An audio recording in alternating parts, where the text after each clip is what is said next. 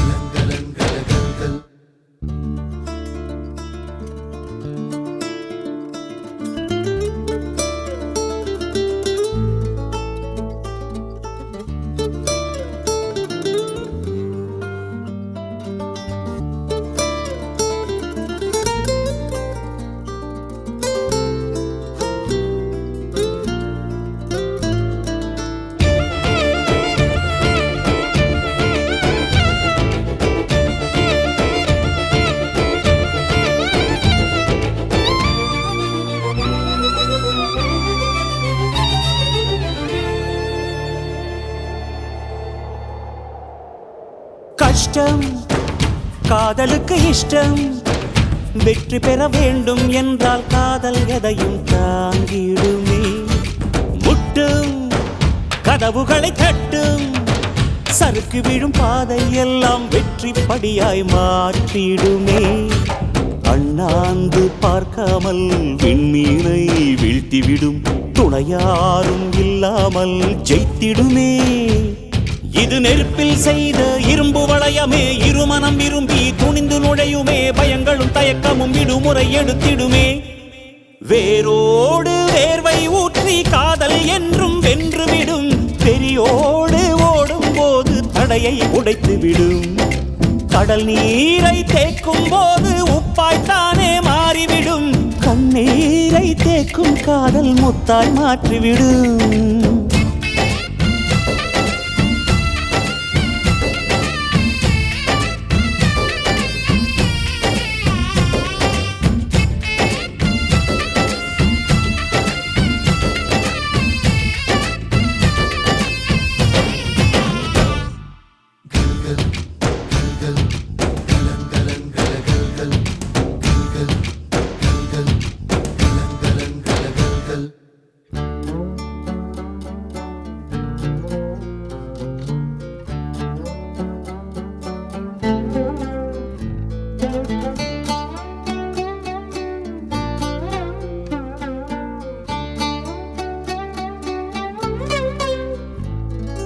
காதல் கேட்டுக்கொண்டு வருமா?